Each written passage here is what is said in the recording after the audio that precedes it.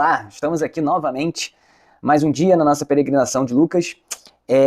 Tivemos aqui, nesses 3 primeiros capítulos, uma breve introdução sobre o ministério de Jesus e agora teremos, de fato, o início do ministério de Jesus e os feitos que acontecem.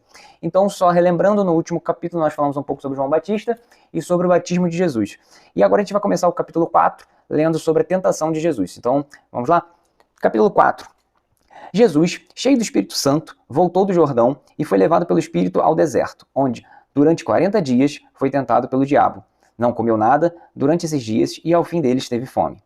O diabo lhe disse: "Se és o Filho de Deus, manda esta pedra transformar-se em pão." Jesus respondeu: "Está escrito, nem só de pão viverá o homem." O diabo levou-o a um lugar alto e mostrou-lhe num relance todos os reinos do mundo. E lhes disse: "Eu te darei toda a autoridade sobre eles e todo o seu esplendor, porque me foram dados e posso dá-los a quem eu quiser. Então, se me adorares, tudo será teu." Jesus respondeu: "Está escrito, adora ao Senhor o seu Deus e só a ele preste culto." O diabo levou a Jerusalém, colocou-o na parte mais alta do templo e lhe disse: "Se és filho de Deus, joga-te daqui para baixo, pois está escrito: Ele dará ordens a seus anjos a seu respeito, para o guardarem, com as mãos eles o segurarão, para que você não tropece em alguma pedra." Jesus respondeu: "Disto está, não põe à prova o Senhor o seu Deus." Tendo terminado todas essas tentações, o diabo deixou até a ocasião oportuna. Vamos parar aqui nessa primeira introdução, porque eu acho que essa daqui é a parte principal desse capítulo 4 até. O primeiro ponto aqui que a gente tem é um relato sobre a tentação de Jesus. Jesus, como a gente viu na genealogia, ele é linkado até Adão. E Jesus, ele é Deus, mas ele é homem. Então, como homem, ele se mostra filho de Adão. E Adão, ele passou também por uma tentação, que foi a serpente no jardim, onde ele falhou nessa tentação. Da mesma forma, Israel, ele sai do Egito, atravessa o Mar Vermelho, e aí agora eu estou fazendo os paralelos das histórias, atravessa o Mar Vermelho e falha miseravelmente nos testes, tanto que vai ficar 40 anos no deserto até ir para a Terra Prometida. E olhando aqui as tentações, você tem a questão do pão com o maná, toda a parte de idolatria. Então Jesus, nessa jornada, é como se esse fosse um teste inicial para o seu ministério. Ele foi batizado, fazendo paralelo com o Mar Vermelho, ele sai das águas, ele passa pelas águas, e ele, durante 40 dias, está no deserto, fazendo uma menção aos 40 anos de Israel, e ele vai passar pelas tentações.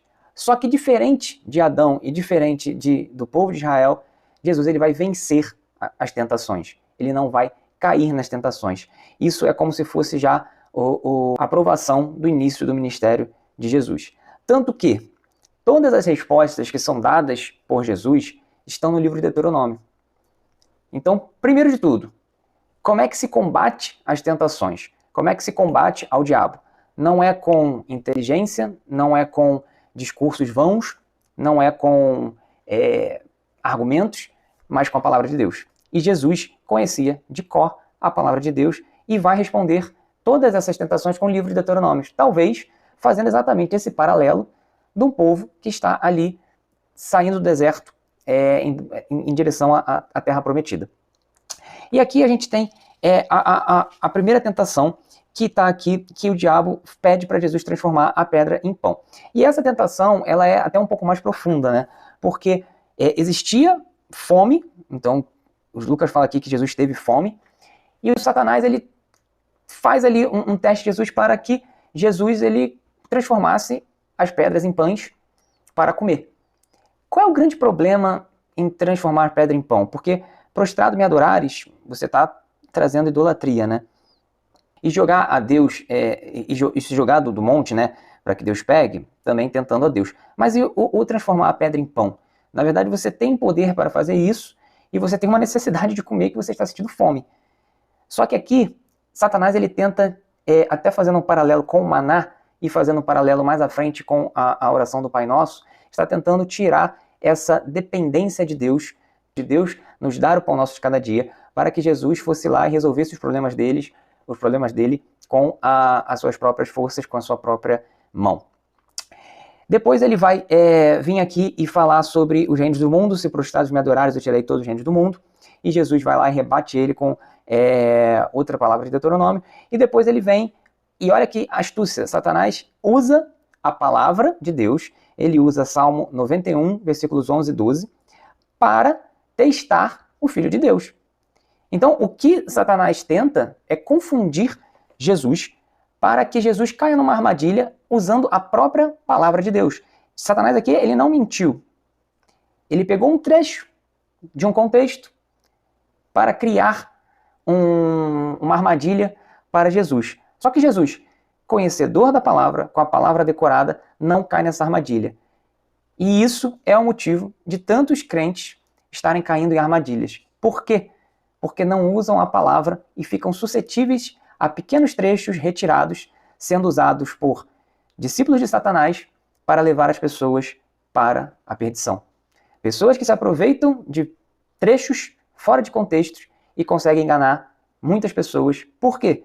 Porque essas pessoas, diferente do que Jesus faz aqui, de rejeitar, matar a sua fome necessária naquele momento, e estudioso da palavra de Deus, pessoas preferem não estudar a palavra de Deus e matar as suas necessidades carnais, terrenas, de forma imediata. Então aqui a gente tem um grande exemplo a ser seguido da importância de conhecer a palavra de Deus para não cair em armadilhas e também como vencer as tentações. Por quê? Aqui no final ele fala que, terminado todas essas tentações, sem êxito, o diabo o deixou até a ocasião oportuna. Então, aqui está explícito que Satanás ele vai continuar tentando Jesus em outras ocasiões, assim como ele vai fazer conosco. E qual é a forma que Jesus corta? Ele dá respostas curtas, direcionadas na palavra. Ele não dialoga, ele não tenta debater, ele não tenta conversar, ele não tenta entender, é curto e grosso. Então, assim, nós não devemos ficar dando espaço a vozes nas nossas cabeças que nos possam induzir a coisas erradas. Começou aqueles pensamentos que, mas poxa, você merece. Poxa, mas ninguém vai ver. Poxa, mas todo mundo faz. Mas poxa, qual o problema? Mas veja bem, será que isso aqui realmente não é errado? Não tente dialogar com essas vozes. Corte-as, repreenda-as e pronto. Porque à medida que você começa a debater com essas vozes, você alimenta e daqui a pouco você perde essa guerra. Então, sobre a tentação de Jesus, esses pontos são interessantes para a nossa reflexão. Versículo 14. Jesus voltou para a Galiléia no poder do Espírito, e por toda aquela região se espalhou a sua fama. Ensinava nas sinagogas, e todos o elogiavam. Ele foi a Nazaré, onde havia sido criado, e no dia de sábado entrou na sinagoga, como era seu costume, e levantou-se para ler. Foi-lhe entregue o livro do profeta Isaías, abriu e encontrou o lugar onde está escrito: O Espírito do Senhor está sobre mim, porque ele me ungiu para pregar boas novas aos pobres, ele me enviou para proclamar liberdade aos presos e recuperação da vista aos cegos, para libertar os oprimidos e proclamar o ano da graça do Senhor. Então ele fechou o livro, devolveu-o ao assistente e assentou-se. Na sinagoga todos tinham os olhos fitos nele, e ele começou a dizer-lhes: Hoje se cumpriu a escritura que vocês acabaram de ouvir. Todos falavam bem dele e estavam admirados com as palavras de graça que saíam de seus lábios, mas perguntavam: Não é este o filho de José? Jesus lhes disse: É claro que vocês me citarão esse provérbio: Médico, cura-te a ti mesmo. Faz aqui em tua terra o que ouvimos que fizeste em Cafarnaum. Continuou ele: Digo-lhes a verdade, nenhum profeta é aceito em sua terra. Asseguro-lhes que havia muitas viúvas em Israel no tempo de Elias, quando o céu foi fechado por 3 anos e meio e houve uma grande fome em toda a terra. Contudo, Elias não foi enviado a nenhuma delas, senão a uma viúva de Sarepta, na região de Sidom. Também havia muitos leprosos em Israel no tempo de Eliseu. O profeta, todavia, nenhum deles foi purificado, somente Naamã, o sírio. Todos que estavam na sinagoga ficaram furiosos quando ouviram isso. Levantaram-se e o expulsaram da cidade, e o levaram até o topo da colina, sobre a qual fora construída a cidade, a fim de atirá-lo do precipício abaixo. Mas Jesus passou por entre eles e retirou-se. Muitas coisas aqui interessantes. A primeira delas, eu acho que mexe um pouco com o ego de Jesus. Como assim, o ego de Jesus? Jesus, ele está lá na Galiléia, está na cidade de Nazaré, onde ele foi criado, e é como se você estivesse ali, próximo de todas as pessoas que te viram crescer, que você teve infância, tudo. E, não sei vocês, mas quanto mais próximo as pessoas são de mim, eu acho que são essas as que eu mais gostaria de impressionar, digamos assim.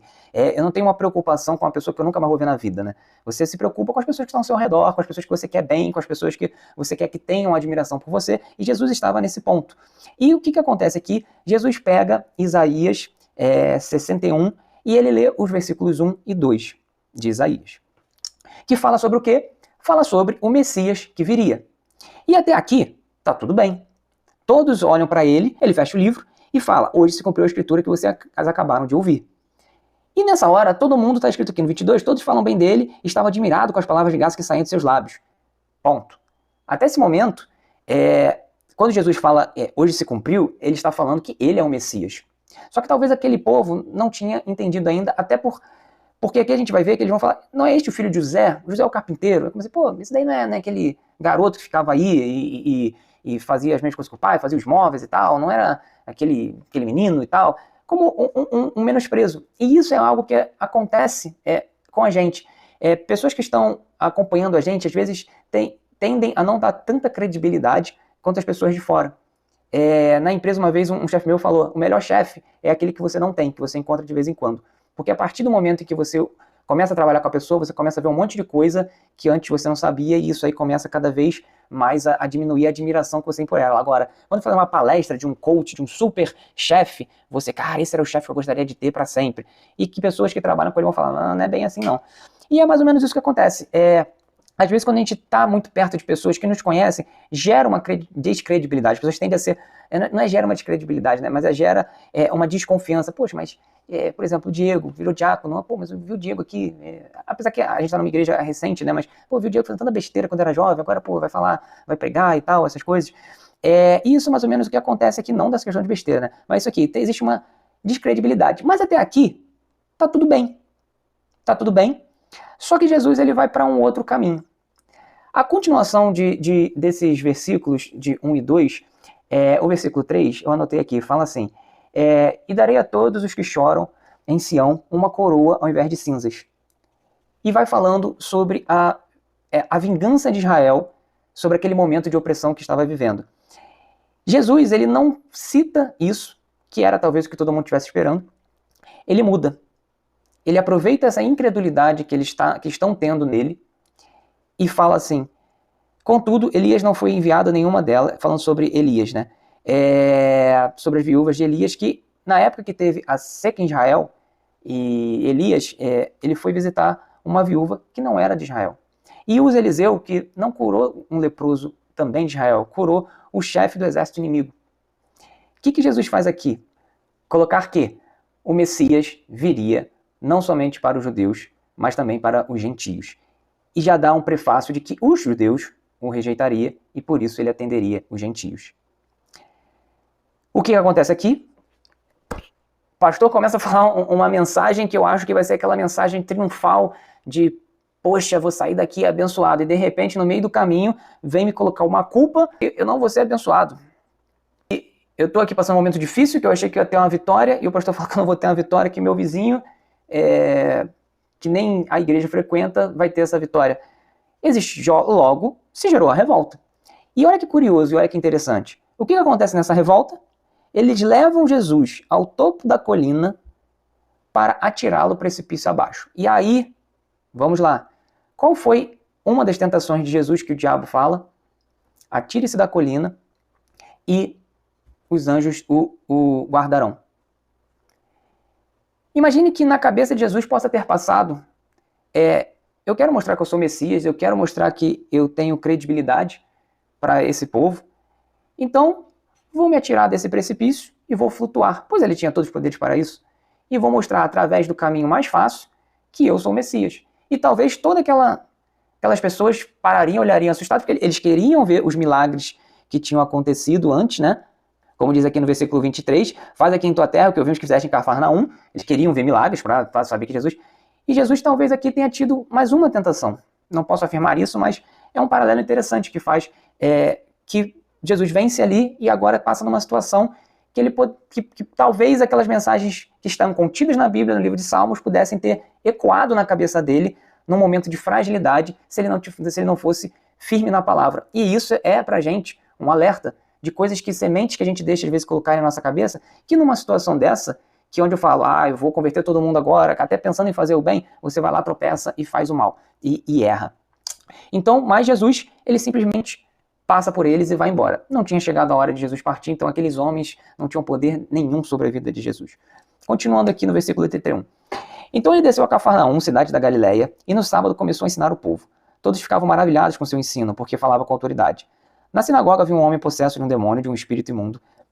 Ele gritou com toda a força: que queres conosco, Jesus de Nazaré? Vieste para nos destruir? Sei quem tu és, o Santo de Deus. Jesus o repreendeu e disse: cale-se e saia dele. Então o demônio jogou o homem no chão, diante de todos, e saiu sem o ferir.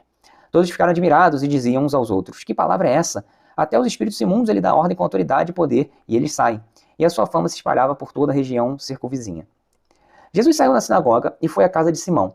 A sogra de Simão estava com febre alta, e pediram a Jesus que fizesse algo por ela. Estando ele em pé junto dela, inclinou-se e repreendeu a febre, que a deixou. Ela se levantou imediatamente e passou a servi-los. Ao pôr do sol, o povo trouxe a Jesus todos os que tinham vários tipos de doenças, e ele os curou, impondo as mãos sobre cada um deles. Além disso, de muitas pessoas saíam demônios gritando: tu és o Filho de Deus! Ele, porém, os repreendia e não permitia que falassem, porque sabiam que ele era o Cristo.